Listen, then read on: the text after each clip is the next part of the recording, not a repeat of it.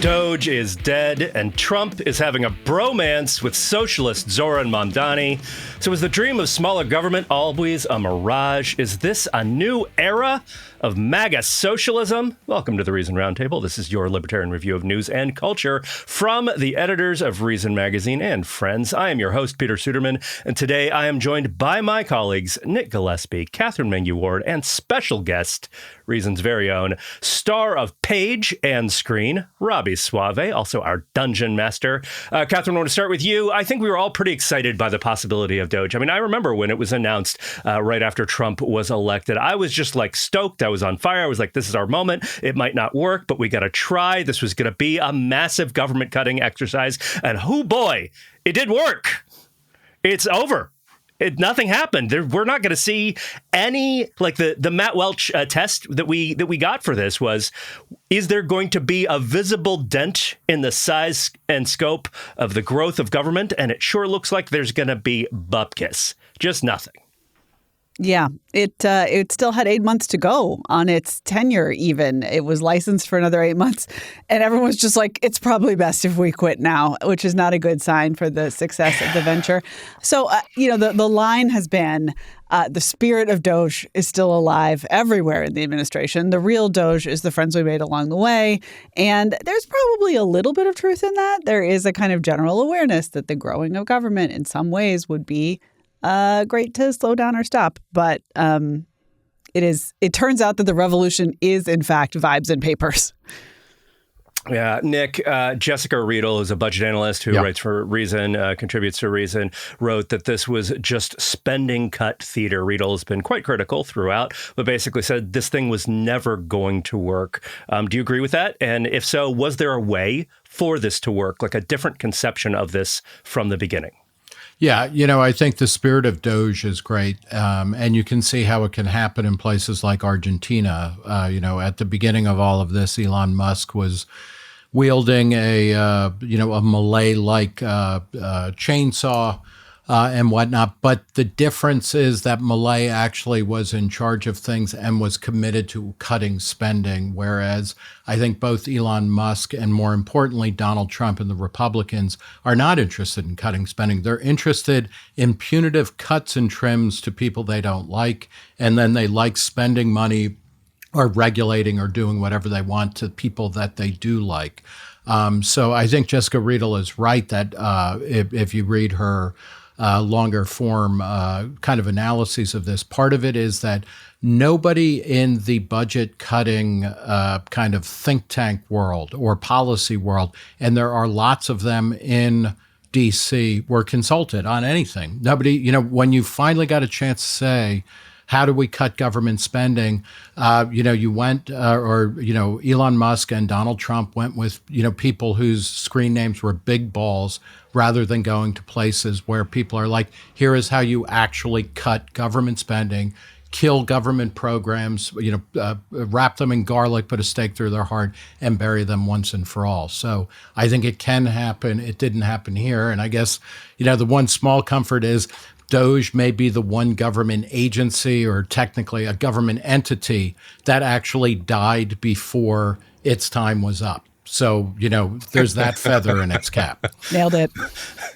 Yeah, we finally got rid of a government department, and it was the department devoted to getting rid of the other government departments. That's how it works. All right, so what about this meeting with Mamdani, Robby?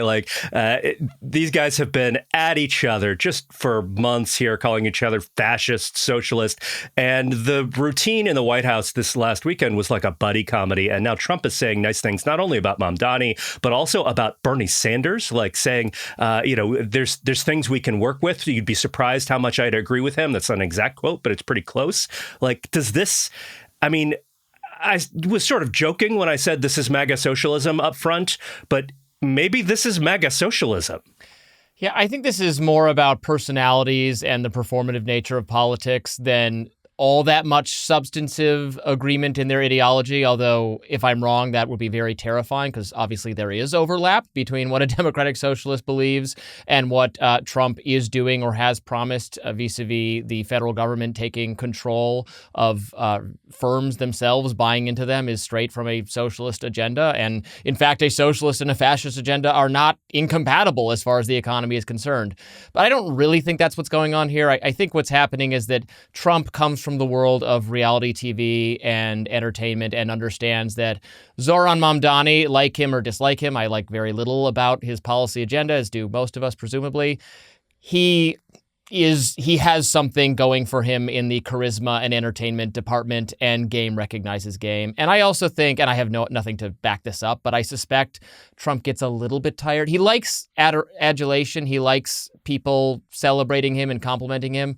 I think it gets tiring when it's just his bunch of sycophants that are absolutely obligated to do that. I think he likes, getting a smile from someone who he wouldn't otherwise get along with, and that is appealing to him. But that could be me just totally projecting onto him what I suspect his motivations are. I think he wishes Mamdani well as the mayor of New York. I think he hated Andrew Cuomo. He doesn't know who Curtis Sliwa is, but, I think part of it is just, Trump remains a New Yorker, and he doesn't want to say completely fucked up. I think that's right. I mean, there's always been a sense in which Trump has wanted to be kind of king of New York more as much as he's wanted to be president, and has treated his presidency like being the mayor of New York and a sort of super developer in New York. Just right, we're going to build this here, we're going to do this project there. Right? It's always going to be about playing to the New York media, which we'll talk about in a little bit. And I think you're right, Robby, that it is a game recognized game moment. I mean, we've seen so many stories about how Trump just picks his advisors because they look good on television. He understands people who have camera charisma very well, and Mamdani clearly has that. He won in large part because he was able to do well on social media, to talk to the camera, right? He's a great talk to the phone politician.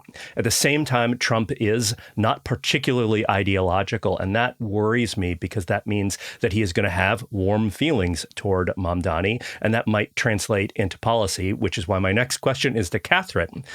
We have a cover story that is the two words for on the cover are Republican socialism. This is by Eric Boehm. Do you want to tell us about Republican socialism and why we put that on the cover of Reason Magazine? Yeah, I think that it's really very important to keep an eye on the ways in which the Republican Party has moved toward national control of parts of the economy that were previously considered off limits. And were considered off limits because that's the kind of stuff socialists do, right? It was, if anything, it was sort of almost an identity distinction. Like Republicans don't do this, Democrats do this, or something like that. Those lines have disappeared. Now, listen, is it socialism in the purest sense? No. Just like what Mamdani wants to do is, for the most part, not socialism in the purest sense. Like socialism exists in the world. These are tiny baby steps in the direction of state control of the economy. But there should be no steps in the direction of state control of the economy because we have decades and decades and decades of evidence that that doesn't end well.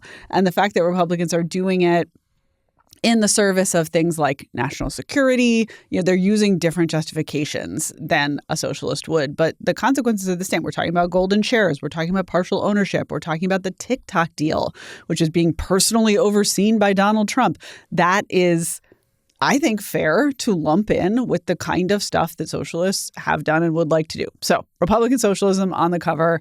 If you disagree, I'm delighted to have a nitty-gritty conversation about the kind of exact usage of the term. But I think, the point is much more just to highlight that we are going in a bad direction. It's not socialism in the sense that like Jacobin is running Donald Trump's policy shop. On the other hand, it is directionally socialist. It is adjacent to socialism. It is more socialist than doing the other thing, right? It is going in that direction in a worrying way.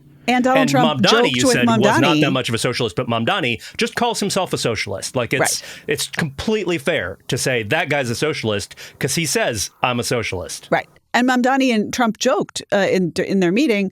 Somebody said, "Would you call him a fascist?" And Trump said, "Oh, go ahead, sure, you can call me fascist. I don't mind." I love jokes.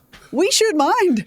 That's not a funny joke. Yeah, and socialism, someone who identifies as socialist winning, it's a bad thing. Even if it's the same idea, are Zohran Mamdani's ideas that different from your next most progressive left-leaning Democrat? Not at all. But that he describes himself very openly as a socialist, trying to, shade it with that democratic socialism, that would be so different. That should be alarming. Socialism has a terrible track record the world over the last 100 years of creating misery and poverty and being complicit in political systems that deprive people of fundamental rights, deprive people of democracy and of freedom of speech and civil liberties. And it's a track record with only catastrophic harm behind it and no track record of success for anything that calls itself socialism. So we should be disparaging of that, even if the actual ideas behind it are not fundamentally different from what's out there. And Trump is palling around with this stuff while he is quasi-soft nationalizing parts of companies, while he is doing a kind of industrial policy on steroids, while he is inserting himself into major media mergers because he wants to exert influence over the news media and over what people say about him. We're going to talk a little bit more about that later. But Nick, I just want to end this segment with a question for you. I had dinner with a regular listener to this podcast a couple of weeks ago. This is someone who clearly listens to the show, likes it. And thank you, by the way, to this person who may recogence himself. Did they, but also said, who paid? That's what I want to know, as long as we're talking about socialism.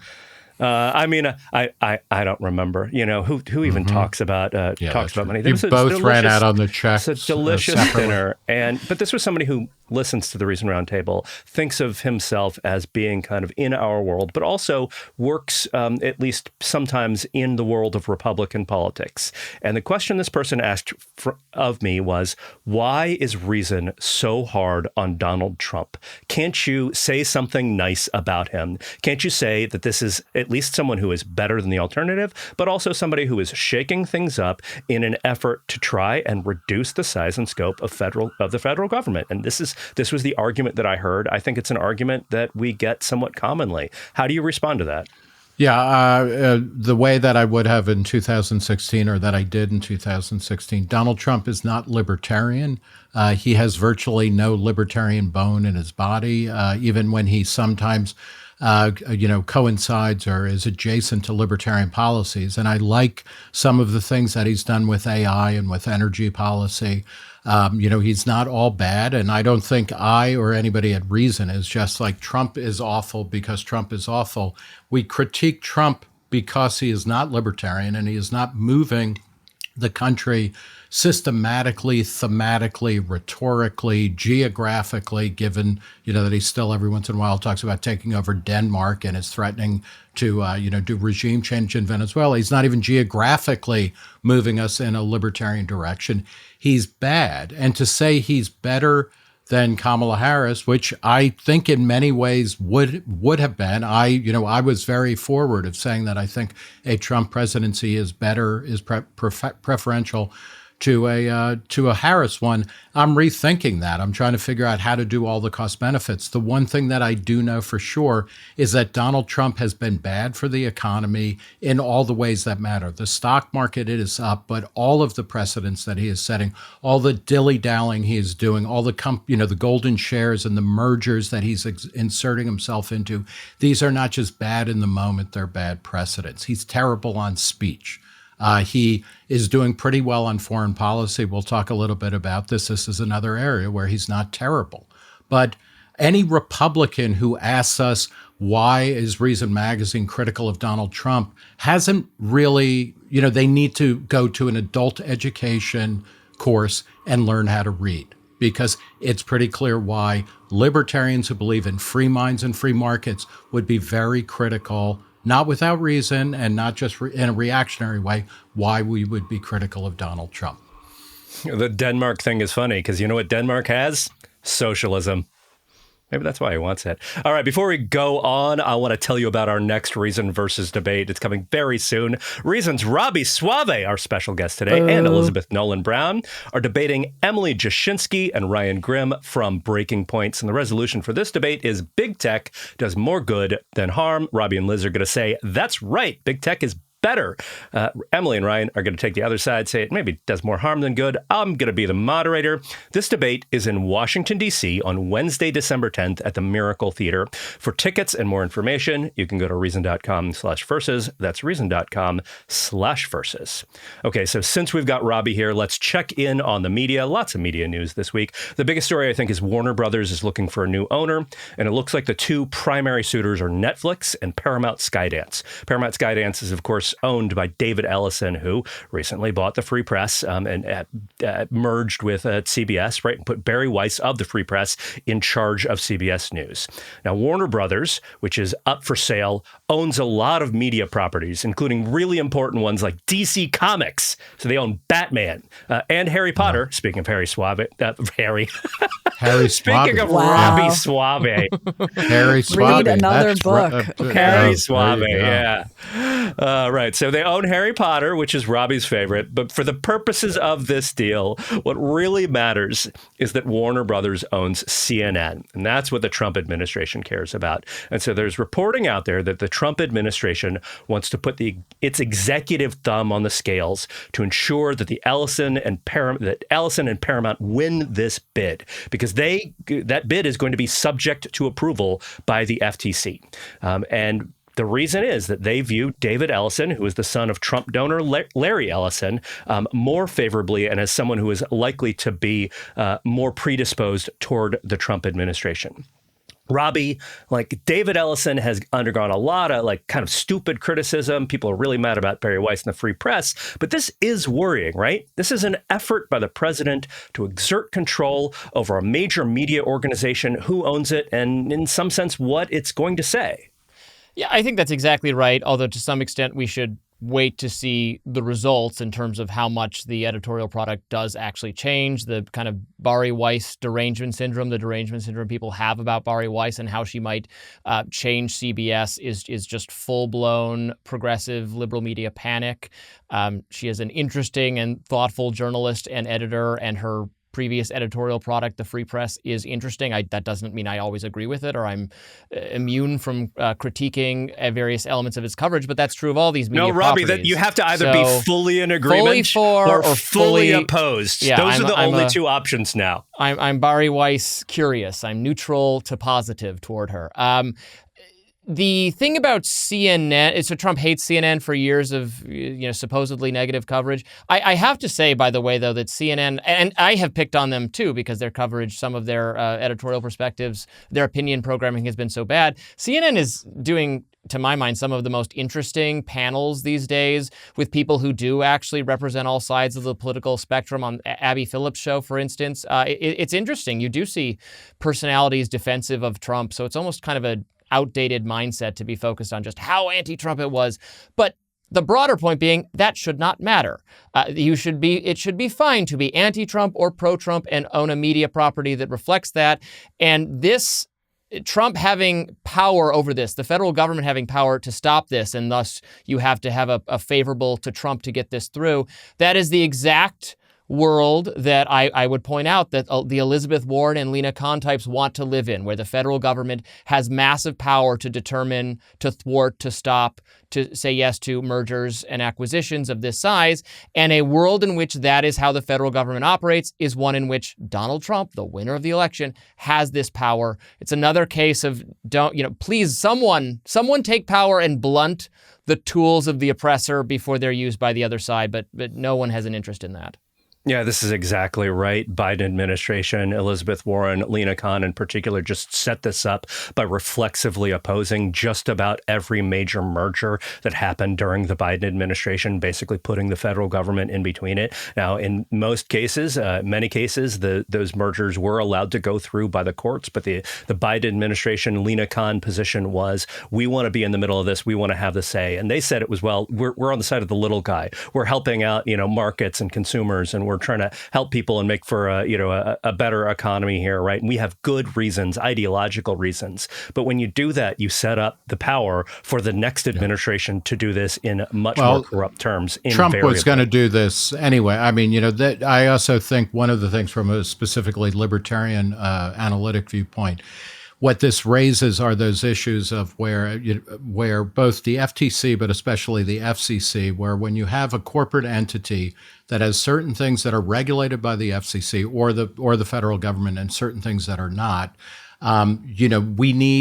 we need a better critique of power, or we need to sell a more persuasive critique of power so that people understand that if you let the government regulate any aspect of corporate activity, basically, or of business activity, you are giving them, they can stick their foot in the door and then they can start telling companies, a cable company, which is not regulated in the same way as broadcast networks are, okay, you're regulated. If you have a telecommunications company, you end up getting regulated in ways that go on and on. I interviewed Rand Paul for Reason last week, and it was really incredibly refreshing and bracing to hear him specifically talk about stuff like this and about how J.D. Vance, Trump's vice president, who is a big supporter of Lena Khan, who is on Mamdani's transition team for New York, to hear a politician critique them. And unfortunately, of that kind of Tea Party wave that came into office in the early teens as a direct result of overreach by the Bush administration and the Obama administration, we're basically down to Rand Paul and Thomas Massie are left. People like Justin Amash got thrown out of Congress or chased out. And then you have the zombie people like Ted Cruz and Marco Rubio, who it really is like something, some chip got injected in their spine if they had them, in something. So that they are no longer actually talking the way they were 15 years ago when they came into power. But this, we can talk about this in terms of Biden, and we should, and a long slog towards this moment. But this, to go back to the earlier discussion, Peter, this is why libertarians are freaked out by somebody like Donald Trump. He is nakedly saying to businessmen, you either do things the way I want or you have no chance of getting your merger through. You fire certain people or we're going to come down on you like a ton of bricks. It is just awful, and it needs to be condemned without any, hedging or adjectives. Katherine, I'm going to do a little bit of hedging and adjectives here. I want to propose a thought experiment to you. Let's start by saying that if Donald Trump is inserting himself, whether publicly or implicitly, behind maybe we should use a different metaphor than Donald Trump inserted himself. If the White House is getting involved in a major media merger, that's just on the face bad. However, part of the reason that this is happening is because cable TV, linear cable TV like CNN, is a declining business. It's a declining business to the point where Warner Brothers has tried to spin off at various points their cable properties because they understand that business fundamentally doesn't have a future, even if it still throws off an awful lot of revenue. And in fact, Zohran Mamdani did not win New York's mayor's race by going on MSNBC and CNN a whole bunch. Yes, he went on cable news sometimes, and I'm not saying he never made an appearance, but he made his mark on social media, which is outside the scope of all of this. And so while on the one hand, sure, it's bad, you don't want the White House involved in these deals and sort of managing who owns CNN for political reasons. On the other hand, to some degree, maybe it just doesn't matter because the future isn't CNN. The future is YouTube, podcasts, TikTok, Lord knows what else. Although I guess we should note here that David Ellison's father, Larry Ellison, who is involved in all of this somehow or another, is frequently rumored to be one of the people who is going to Americans who's going to control TikTok if that transition deal ever goes through. But to some degree, maybe this just doesn't matter because competition has already made CNN irrelevant. I would add, I think that's all right, but I would add an extra layer to it, which is the reason that this entire transaction has become about politics is because cable recognizes that they now need to move into the kind of zero-sum realm, right? Like they can't just compete their way to success. They are, as you say, losing market share. But if they can curry the right combination of political favor, they can stay alive as their competitors die. It's, this is a great example of regulation being a friend of the incumbent. And this isn't regulation. In this case, we're talking about something that's a little more complicated. It's jawboning, it's pressure, it's something behind the scenes. But the theory is still the same, that in a declining market, you can outcompete your opponents or you can get a favorable position by currying currying favor with the powerful. And I think that is a huge part of this calculation, not just in this transaction, but in other media mergers that have attracted similar amounts of attention. I do feel like it's important to note the not newness of this. Again, like we mentioned it, Nick mentioned it, but like presidents have been screwing around with media companies in particular for as long as there have been presidents and media companies. And this is just the latest in a long series. So I do think it's important to note this isn't Trump pioneering a bold new methodology. And adding to that, this is what Elizabeth Nolan Brown and I are going to be arguing explicitly at our upcoming debate is the rise of what we're calling big tech. All these alternative media platforms has made Donald Trump or whoever it is, the federal government's attempt to project or force or give incentive for a specific editorial line to happen on the big incumbent cable or traditional media platform matters less than ever, because there is no, I don't want to undersell how bad this is, but there is no threat that the federal government can force all ways for you to get political news to somehow be government propaganda. That reality is less possible than ever before in human history because of the rise of all these platforms controlled by so many different people, and ones that are going to come along that we can't even envision. And so they're always trying to regulate the last thing, the dying thing, the dinosaur. It seems so almost beside the point. Like, who cares what's on CNN? It's on at the airport. People are getting information from so many other sources that are beyond the domain of Donald Trump or frankly media giants, media executives in the first place, brands. It's on individuals now, and that is a good thing. It's a libertarian thing, frankly. And who cares what's on CNN because it's on at the airport from the guy whose show is on at the doctor's office? Well, but I care about the people watching it on YouTube. But this is also what happens when YouTube starts branching out into other, YouTube, which is owned by Google, and and Google is regulated in various activities. What is Elon Musk, who has a lot of different businesses in different sectors, is he making Twitter more friendly to Donald Trump, or currying power, because in far-flung domains you can do something. You can do the president or a congressman or people in power a solid. This is why I think you're all right. This is ridiculous to be focusing on a sunset industry, but it's illustrative of a different type of power that we need to, both analyze but then make clear to people, because the solution to this is not, it doesn't have anything to do with, the FTC per se, or certainly the FCC, but it's this is why you want a government that has less power in general, because the way they can wield power now is a lot more pernicious and insidious,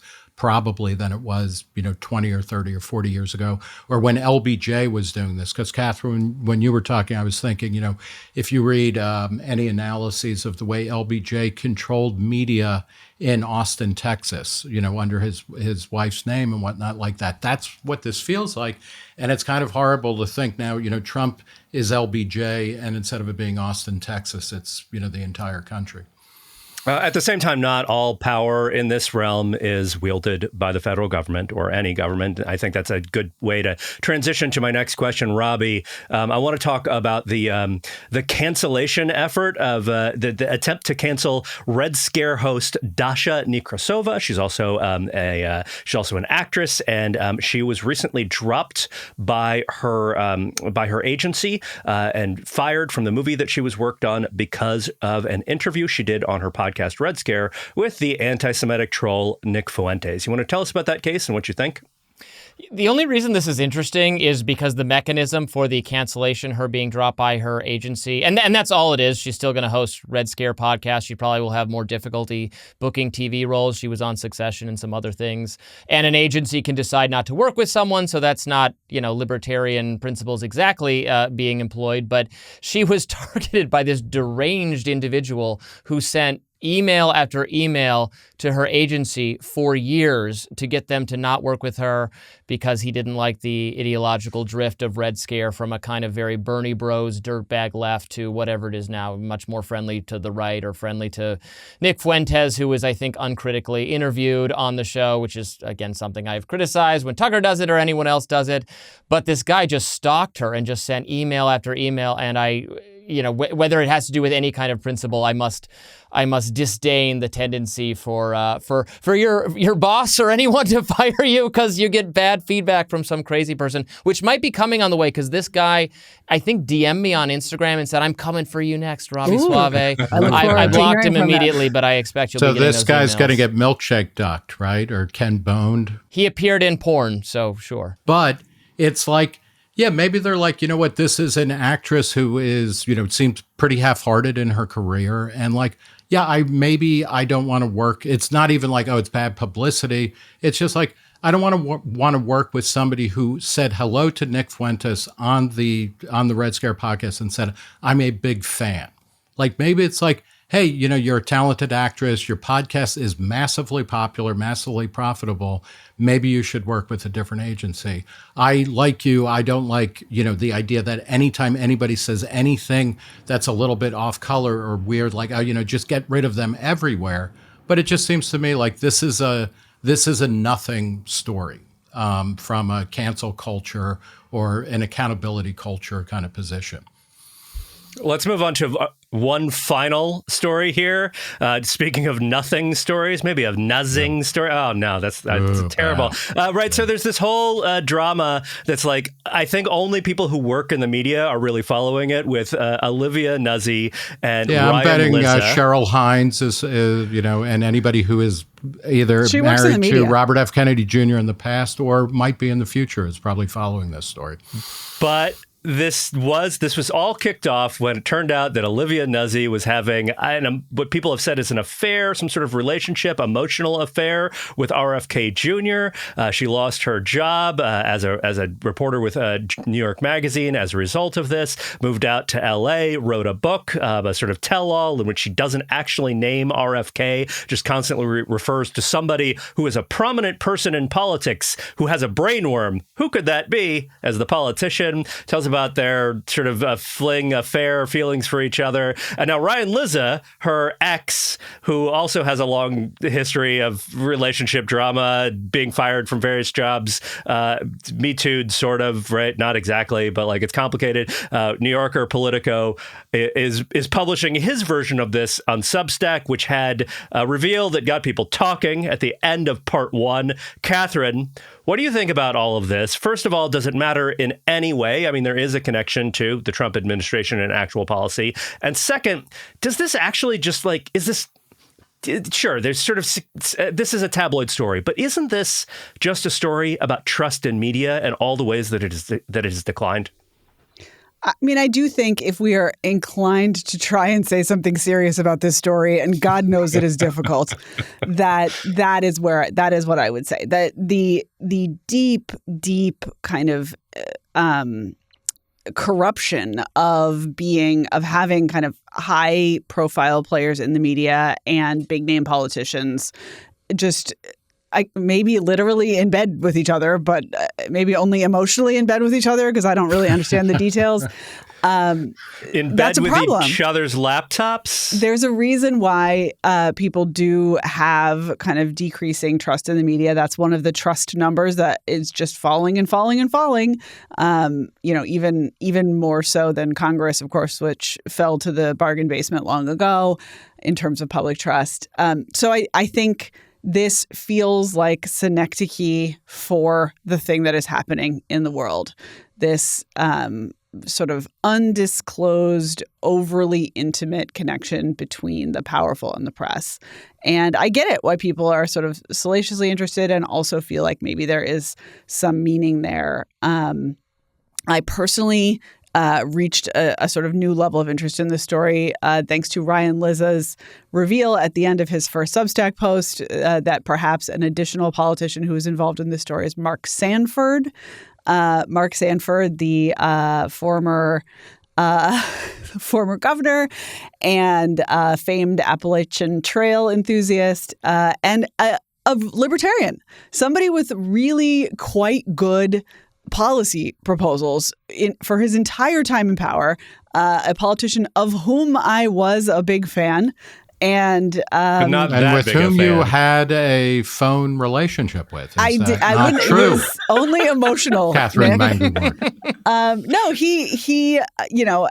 has written stuff that has intersected with reason. I covered him for many years. He did call me to apologize after his affair came to light for letting me and other libertarians down, which was a truly wild experience. It was like can you hold for the governor? Like, I don't know which governor this is, but definitely yes is always the answer when someone calls you and says, can you hold for the governor? Didn't Gary Johnson also apologize to Matt Welch for doing a bad job after Aleppo? Yes, this is a series of libertarian governors apologizing to us, the people on this podcast. I still somehow maybe treasure the idea that we could have a Mark Sanford revival. This seems to put us at least one step farther from that dream. And I am sad about that. I see this mostly as continuing the Bain and Robby back me up here that this is really about making Italian Americans look bad. And it's, the last acceptable prejudice to characterize Italian Americans. And Oliva Nuzzi, who I know very slightly, she's from my hometown in New Jersey, and we overlapped at the Daily Beast when I was writing a column for them. Thing that bothers me about this story is that there's a certain amount of sexual shaming, people interested in the details, which of course people are, but there's a lot of shaming of sex beyond the fact that, obviously if you're a reporter, and for God's sake, everybody watch the John Travolta, Jamie Lee Curtis movie, Perfect, which I think I have mentioned multiple times on this podcast. But you as a reporter, you never sleep with the person in your story. Don't get too close to the story. It's a bad idea. It makes bad movies. It makes for bad careers. But I don't think this is really the reason. This type of thing is not why people hate the media. People hate the media for reasons that Robby and other people have documented, where people in the media, places like Facebook, ask the government, should I shut down this person's reach because they have a COVID take that is disturbing? Or, they did that on the Twitter files. Or people are not necessarily literally or, using cell data. This wouldn't have happened in an era where, long distance calls cost money, or you were on a data plan that was limited probably. But it's not because people are having phone sex with politicians. It's because the media consistently pushes a stupid agenda and lies about it again and again and again. And that is why the media is in such low regard. All right. Well, thank you all for trusting us, and in particular for trusting us with your questions. We're going to answer one when we come back right after this. This show is sponsored by ExpressVPN. Let me ask you a question. Do you trust your internet provider to respect your privacy? There's good reason not to. Depending on where you live, ISPs may be required to keep logs of your online activity. In the U.S., ISPs can legally sell your browsing history for profit. Good news is you don't have to trust your ISP as long as you use ExpressVPN. Everyone needs ExpressVPN. Without it, a whole lot of third parties can see every website that you visit, even in incognito mode. Those third parties include your internet service provider, your mobile network provider, the admins of your Wi-Fi network, your school, your boss, your parents, whoever that might be. ExpressVPN reroutes 100% of your traffic through secure, encrypted servers. That means third parties can't see your browsing history. ExpressVPN is the best. It's easy to use, it hides your IP address, and it works on so many different devices. Phones, laptops, tablets, and more, so you can stay private on the go. ExpressVPN is rated #1 by top tech reviewers like CNET and The Verge. Trust me, if you're someone who doesn't want third parties looking at your online activity, like sometimes me, you need ExpressVPN.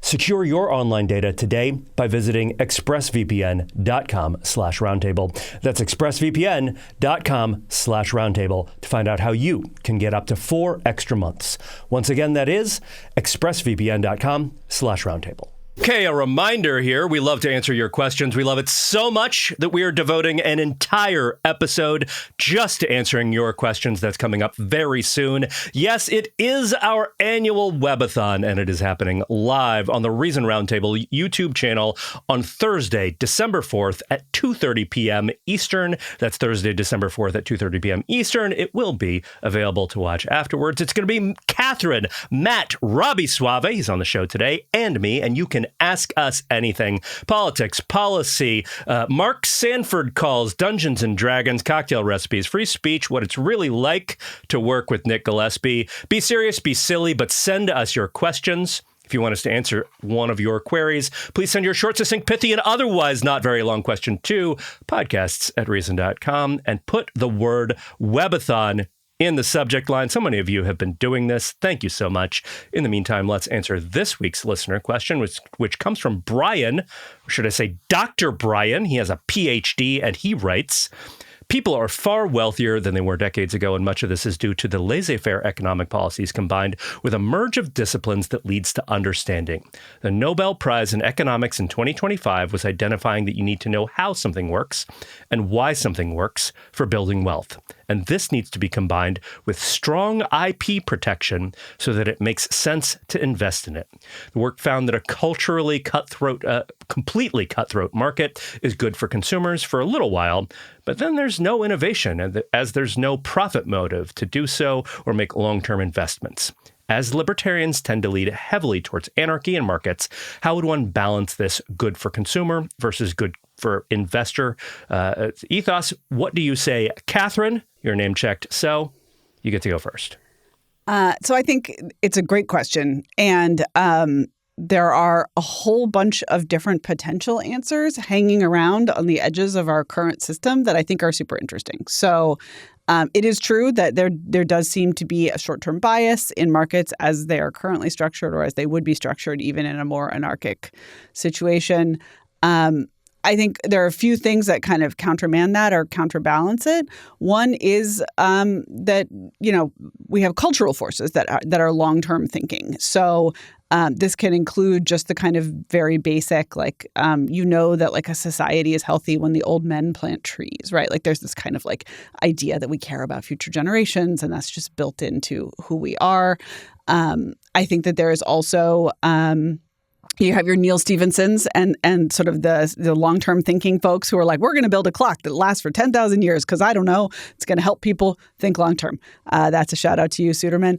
I also know that there are some efforts, including by a friend of mine, Eric Rees, to build stock markets that favor the long term, to actually make it so that they tweak the underlying structures of the way markets work to encourage people to invest and think in a longer term basis than the way our current markets do. There's all this stuff going on that's going to make things. Also, people just like to know the truth. So when you think about how are we going to encourage long term focused research of the kind that, say, the federal government funds, I think that's just a thing that people are driven to do. And of course, you can get more or less of it depending on the broader social structures. But I don't think we are relying exclusively on the profit motive to get there, nor do I think we always will. So I love the question. I also reject a little bit the premise of the question that there are direct trade-offs between these two things. I think people will always look to the long term, and if market forces pull them toward kind of shorter term prosperity, I don't think that's necessarily a bad thing.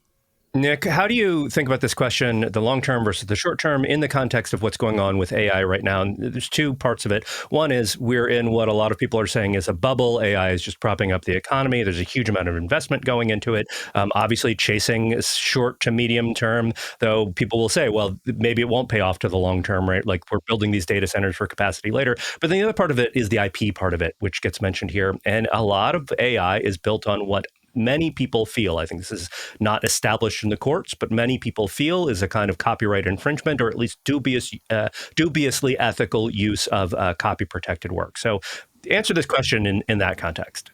Yeah, that's worth really focusing on, particularly for large language models, other types of machine learning and whatnot. It's less, it's less about did OpenAI or did Google rip off the New York Times and a bunch of other major databases? This is going to be worked out in the courts, very soon. And I suspect what it will do is it will figure out a way to allow things to move forward because technology dictates we change copyright and intellectual property laws. They are clearly devised, for political reasons, even in the Constitution and whatnot.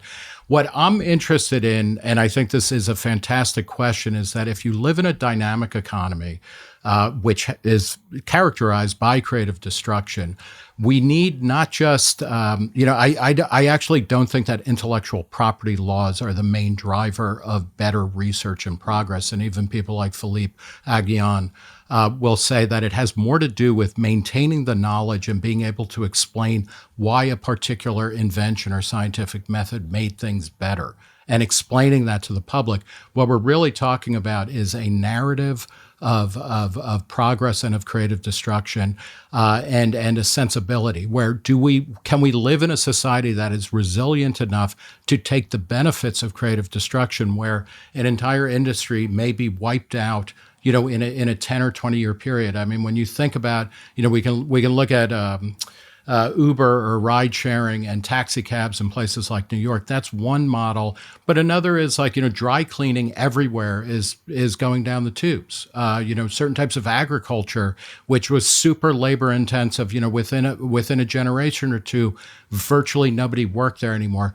How do we build in an appreciation for the need for creative destruction and a constant remaking of our work lives and our cultural lives, but also build in political structures that allow people to understand this is not the end of the world. When AI or when self-driving cars were first being discussed, everybody was like, but think of the poor truck drivers. Like, suddenly everybody People are was a still truck like driver. that. Josh Hawley is absolutely out there saying maybe we should not have these just because we don't want to put anybody who's driving we don't a truck want to out of put work. truck drivers out of business in 2060. And I'm not saying those, it's, like fuck the truck drivers, but it's like, there's a fantastic book that is directly on point here by a professor who taught at Ohio State and is currently at University of Nebraska.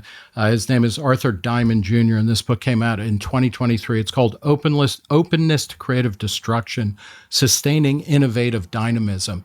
And he talks exactly about this, about how we need to kind of document why something worked better than the past and kind of the large thinking that goes into that. And that's important so that we understand how, what the lesson is. You don't get into a dark ages thing where something good happened, but you don't know how to replicate it or somebody didn't show their math.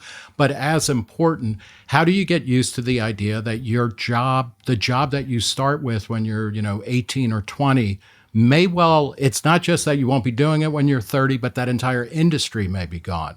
And he documents how, in fact, the changes are less disruptive than are commonly discussed. When you talk about things like the enclosure laws, which Deirdre McCloskey is working on a major work about this, the enclosure laws, when peasants were kicked off of common farmsteading, it's often talked about from a Marxist perspective and one that is very popular among progressives and people like J.D. Vance. It's like you wake up one day and you have been kicked off your land, and if you come back on it, you're going to get shot. The enclosures happened over centuries, not over hours. And that recurs again and again. Things that we think are massively disruptive actually take place over time, and people learn how to adapt. But we need to own that, and we need to be talking about it more so that we are not stuck. I mean, we're in at least the fourth or fifth major discussion in my lifetime alone of deindustrialization and how we got to get those factory jobs back. And it's like, like I fucking heard that in the 70s when I went to grad school in Buffalo in the 90s, and they were talking about, we got to get the industrial jobs back. And it's like industrial jobs peaked in the late 40s. They've been declining at the same rate ever since. Industrial jobs have gone away by and large, but it didn't happen overnight. It happened because of creative destruction. We're so much better off. Most of those people have found better jobs elsewhere, and we need to build that story and keep it forward so that we don't get worried and say, okay, we got to shut the economy down right now because otherwise everything's going to go to shit tomorrow. Robby, which science fiction novel is the best answer to this question, and why is it either Neil Stephen's Anthem or A Canticle for Leibowitz?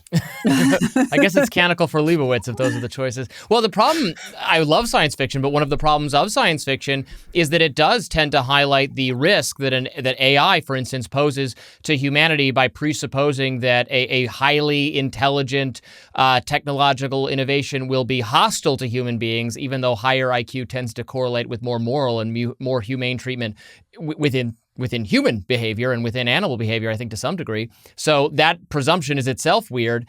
And I was reading our friend, and I can't think of it. Oh, Timothy Lee. I was reading him on why the AI doomerisms are wrong. And he was pointing out, well, it's not even going to be the AI versus humanity. If you assume the AI is going to be evil, it's going to be AI versus the Musk AI and the Zuckerberg AI and the Google AI. One of those might collaborate with the human beings. We're getting so far ahead of ourselves, and the science fiction is not helpful in that. But in terms of what Nick's talking about, it's absolutely the case. And we have to explain to people that it's not replacing work with nothing. It doesn't mean now these jobs go away and there are no jobs and people don't work and so they don't have wages and they starve. That has not been the cases for anything that Nick was just describing. The farming jobs go away and then people do the industrial job. The industrial job goes away and then they do other things that are less backbreaking and in some cases more rewarding. In many cases more rewarding. You have more time to contemplate the human condition and have work that is geared around philosophy and art and entertainment. It does not mean no one will work. I use AI very lightly to help myself research and prepare for articles I'm going to write and things I'm going to say on television. Doing that frees me, gives me more time to work on a creative project or work on a different magazine feature or just interact with people I care about in ways that are equally productive and can be just as lucrative. So it doesn't mean we will have no work and then our species will stagnate for some reason. On the contrary, we will have time to contemplate and find other fruitful ways to serve each other and become wealthier and more prosperous because of it. So I take that back. It's actually Isaac Asimov's short story, Robby, which is one of his first, I believe his first robot short story. Yeah, it's named after you. It's spelled a little bit differently, but it's basically his idea was, everybody's getting robots wrong. They think they're either going to be monsters and menaces or these sort of emotionally right? Like it's care creatures. No, they're just tools. They're just tools. They're going to help us out and do stuff because we make tools. We've been using tools for forever. That's where progress comes from. And robots are just going to be another series of tools. That's AI 2. Isaac Asimov got it right back in the 1940s. Let's move on to our final segment here. Donald Trump versus Elissa Slotkin. So Senator Elissa Slotkin tweeted out a video she said was intended to speak directly to members of the military and the intelligence community. And it basically said, hey, guys, don't do unconstitutional stuff. You shouldn't do that. It's bad. And Donald Trump responded by calling for her arrest, saying it was seditious behavior and punishable by death. That seems not right, Katherine. It does seem not right. I think the of the many rhetorical joys of this back and forth, the one that really catches my attention is Trump's speedy conflation of what the initial video was about, which was about illegal orders. And what he just said is his orders. And maybe he is simply assuming that all of his orders are going to be illegal orders. And so therefore, the Venn diagram is a circle. But I would hope not. I would assume not. Yes, the idea of saying, hey, by the way, the members of the U.S. military are not bound to follow illegal orders, which is, of course, true, would not land anyone in prison. In fact, it won't, right? I mean, I think this is the thing. Like, Trump enjoys how upset everyone gets when he uses the word seditious. He is getting like a very classic negative reinforcement. Every time he says that word, everyone in the press goes, sedition is alien, and everyone loses their mind. Now, if he were in fact reviving the charges of sedition and using them all the time, I would be worried about it. And he is not doing it zero. It is happening, but he's not going to haul in a bunch of members of Congress on sedition for doing a tweet. I know that at this stage in the Trump game, saying, we should take him literally and not seriously, or seriously and not literally, or whatever is a cliche. But this, I think, is one of those cases. At the same time, Robby, doesn't that make you even more worried about Donald Trump trying to exert, reportedly, possibly trying to exert influence over who owns CNN? Like, you don't want somebody who can't even listen to a video, can't even read a tweet, and then threatens from the Oval Office to arrest somebody for seditious behavior. You don't want that person making decisions about who owns what media companies. Yeah, that is absolutely true. Of course, Trump rhetoric and Trump actions are sometimes, there's such a vast gulf between them. We have, I think, come to accept that Trump is going to say whatever, and what that corresponds with what him, again, not to let him off the hook for that. He shouldn't have said it. I don't expect to see arrests of these people. And if I did, we would obviously fight them, because they have the right, they have the First Amendment right to express the view that it would be better if people in government or in the military did not follow illegal or unconstitutional orders.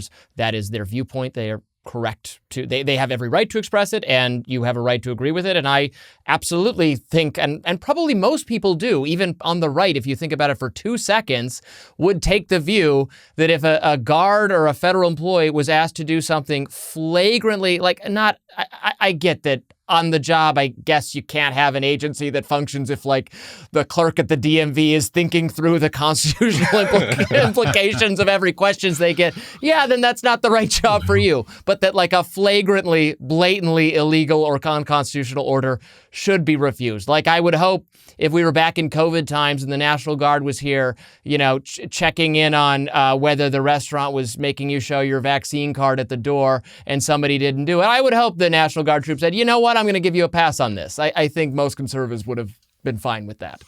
So, Nick, Katherine and Robby both basically said, look, we at this point accept that Trump is going to say a bunch of crazy shit, that it's going to be just ridiculous. He's not going to act on it. But that alone is worrying, isn't it? That we've just all decided to collectively shrug our shoulders at a president who is casually tweeting that a senator is engaged in seditious behavior that should be punishable by death. A well-known libertarian hero calls on us to shrug, Peter, just so we're all clear.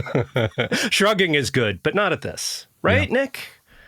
I mean, yeah. I also, question the waste of energy on the senator for, tweeting this stuff out instead of, I don't know, like maybe passing a budget or doing work that would actually lead towards some serious governance. But I do Congress? Kind of look, or whatever. Yeah. I don't know. Anyone from Congress recently? I'm a nut for people actually showing up at least 3 days a week. Maybe they can do it virtually, but I look forward to the idea that enough congressmen will be afraid that Trump is going to charge them with sedition and put them to death that they all just start living in the Capitol building. And it's kind of like some post-apocalyptic thing, or, in the big dome, the Louisiana Superdome after Katrina. I think that could be fun. But I agree with everybody. I mean, it's, the president shouldn't be acting this way.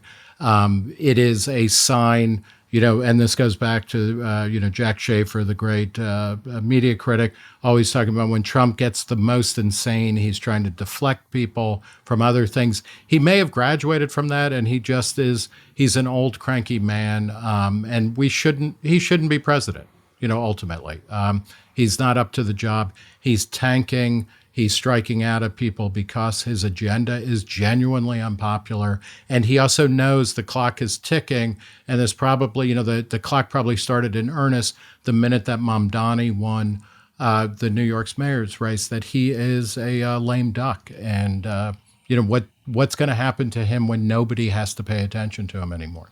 All right, the clock is also ticking on this podcast, so let's move on to our cultural consumptions, what we've been watching, reading, otherwise consuming in the cultural arena. I'm going to start because I've been watching Landman Season 2. It stars Billy Bob Thornton as now an oil company president. He was like the chief operator in the first season. John Hamm's character dies at the end of the first season, and now Billy Bob Thornton is in charge. Yeah, sorry, spoilers, folks. Yeah. This is a show by Taylor Sheridan. Sheridan's most well known for Yellowstone, but he's done a whole bunch of other shows too, Lioness, all these Yellowstone prequels.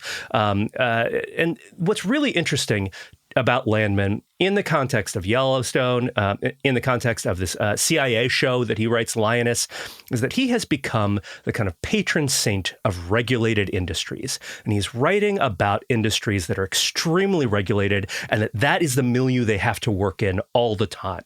And so you see this, right, in the military. All of your actions are highly controlled by the book, by the rule book, right? Like, even if you don't always necessarily follow it. And this is part of what the show is about. There's actually like a big pivotal scene, I think, in Season 2, in which one of the characters gets mad at another character basically for having botched an op and not followed the rule book in a way that put other people in danger. And it's a big, pivotal, dramatic moment because it's about following the rules. In Lioness, also, the main character's husband works as a doctor at a children's hospital and is just constantly sort of having to follow all of these medical bureaucratic rules that sort of govern his actions. And so, of course, in Landman, it's about drilling for oil in Texas. And if you know anything about energy, it is just an incredibly regulated industry. And so all of the rules and regulations and sort of thicket of like laws and requirements that are just govern all of this stuff just constantly come up into play in the show in a way that's really pretty interesting. You don't see on television very often. In season 2 here, we've already had like a minor subplot about an offshore drilling rig that this company that Billy Bob Thornton owns runs like expected to put up in a year, and they can't do it. So like, what do? They send their lawyer to talk to the other lawyers and to like just throw a whole bunch of like, we got to do environmental review, we got to do geologic surveys, we got to do all of this sort of like they are basically using the regulations and the laws to save their own asses because that's how they are getting around in this business, right? And it's just this fascinating picture of like working within highly regulated structures, industries that are about the land, about money, right? And like it's very similar to Yellowstone in a lot of ways, kind of soapy, generational saga, right? If you like Yellowstone, you will probably like Landman. But I think the thing that people haven't quite seen in Taylor Sheridan, pointed out in Taylor Sheridan, is yes, he's writing about red state sort of working folks and kind of generational family stories that are very masculine coded in certain ways, but he's also writing about working in a world of regulations and in working in this kind of world of federal regulations of land, energy, the military, medicine, all of this stuff that like these are the industries that are powering the economy, AI aside right now, and they've become sort of big parts of the economy, but are also, as a result, heavily overseen, heavily regulated by the federal government. So it's just kind of fascinating from that perspective as somebody who both likes the shows for the drama, but also is interested in the way that these industries sort of have to always be following these rules. Robby, what do you have to recommend for us? Hopefully something less regulated. Great transition from a red state and kind of male-coded program to Wicked for Good. Oh, man. The most feminized blue state product you can imagine. The reviews, This is obviously the second half of the Wicked movie being based on the Wicked musical, which is based on the 4 Wicked books, which is based on the original Wizard of Oz series and the Wizard of Oz and Return to Oz. I have consumed all of those things. I'm a big Wizard of Oz fan, except for Wicked the musical, which I have not seen because I've only recently decided to live as a homosexual, but I did watch read the 4 Wicked books. And You've they're got so okay. much ahead of you. So much ahead of you. I liked this movie more than I expected because the reviews are not very good. The songs are not as good as the first movie. There's something going for it. There's some interesting body horror stuff in it, and I liked Jeff Goldblum's portrayal of the wizard is a little bit more complicated than he's obviously the villainous figure that is well known by this point. So I liked it. I think it won't be for everyone. I think if you're a big Wicked fan, it will do a good enough job. But what I would really recommend, and what I watched this weekend to prepare myself for the Wicked movie is, and I have previously recommended the Return to Oz movie, which I adore, but the original Wizard of Oz movie, The Wonderful Wizard of Oz with Judy Garland, is just, and I haven't seen it in years, delightful and joyful, and maybe, and I don't want to sound like a cranky person who's that movies these days aren't good anymore, but I am starting to become numb to all the CGI I see in everything. Everything looks so fake. It's particularly bad in the Wicked films. Yes, but this is in The Wonderful Wizard of Oz. There is dancing and there is singing, and emotion is conveyed through something real, through people's movements and people's, the way their facial expressions work is actually trying to convey something. The dialogue and the lyrics are not, I would not say they're challenging, but by the standards of what we listen to now actually are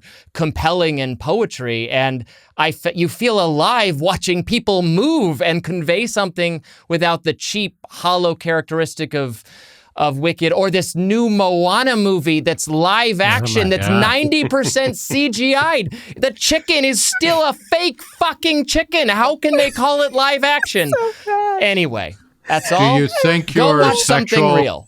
Do you think your sexual awakening would you have read Moana differently? I'm not going to answer that. Area gay man suggests Judy Garland is talented. Are you kidding me? It's more complicated than that. Yeah. It really is. The one thing, just to add on to what you were saying, Robby, or if anybody gets a chance to go to Sphere in Vegas, they're showing a giant sphere version of the original Wizard of Oz, which by every review and every comment, and I've known half a dozen people who've seen it, has said that it is absolutely spectacular, and it points to a new way of experiencing, cinema. And this is old stuff too, but it's really phenomenal. I also loved the original Wizard of Oz as a kid.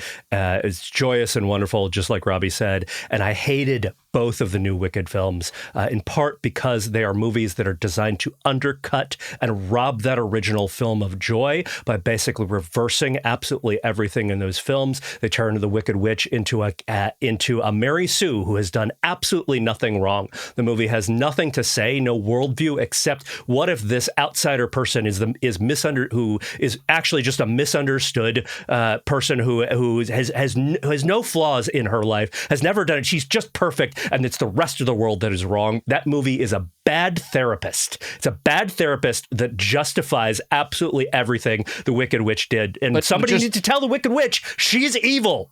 But one quick addition I will make, it has one minor anti-woke. People are going to be interested in this.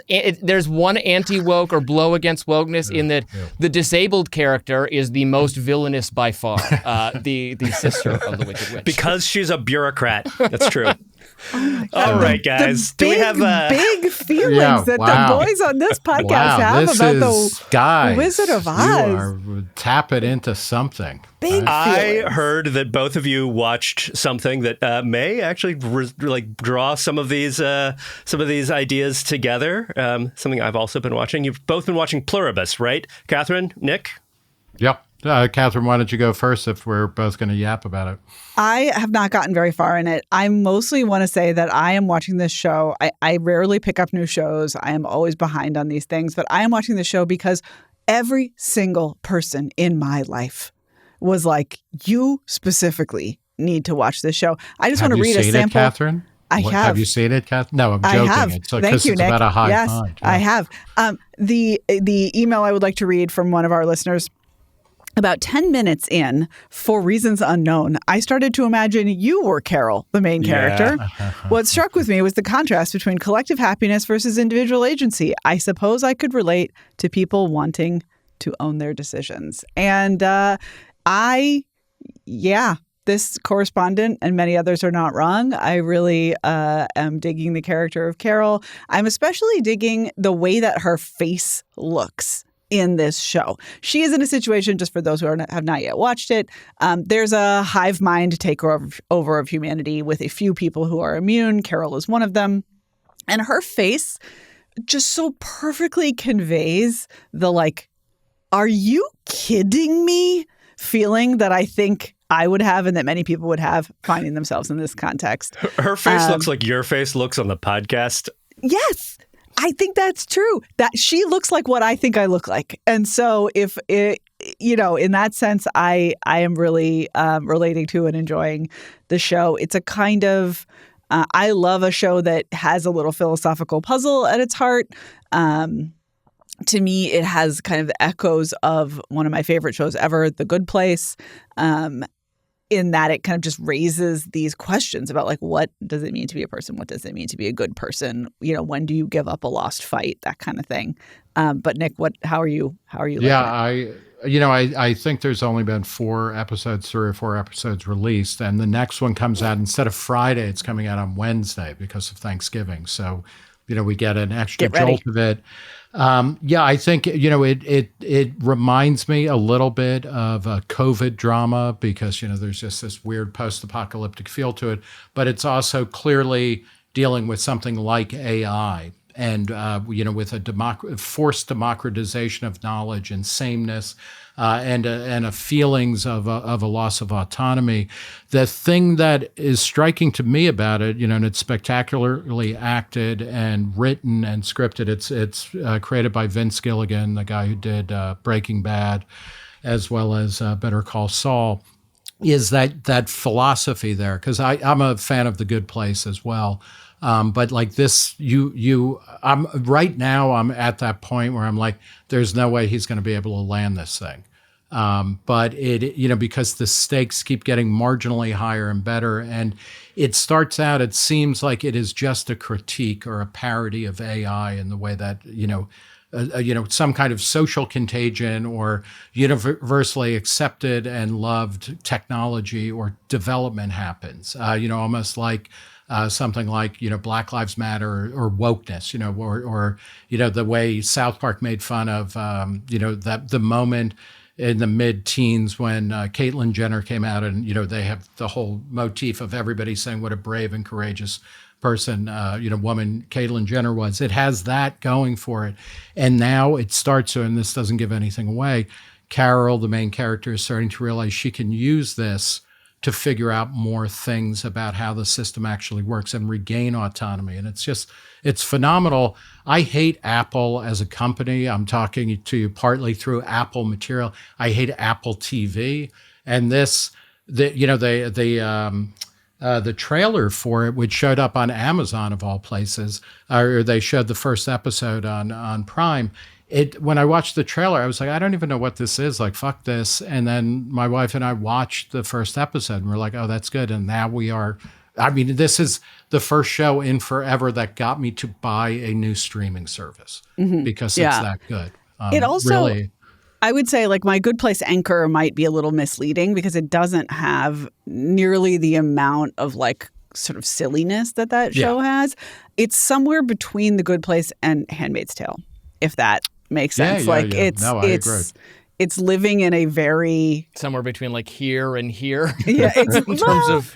It's living in a productive, it's smart and funny and interesting, and it's like that it takes it not in a ponderous way, but it takes itself and the audience seriously. But it is not hysterical in the way that it's totally complex in that it is able to balance like quite absurd sequences with quite dramatic sequences, action bits, sort of more ponderous philosophical discussions. It's absolutely my favorite show that I have seen certainly in months and maybe all year. My favorite new show anyway. Just fantastic. Can't recommend it enough. All right, folks, that is our show. Reminder, send your Webathon questions to podcast@reason.com, and please label them Webathon. The Webathon is coming up on December 4th, so we need your questions before then.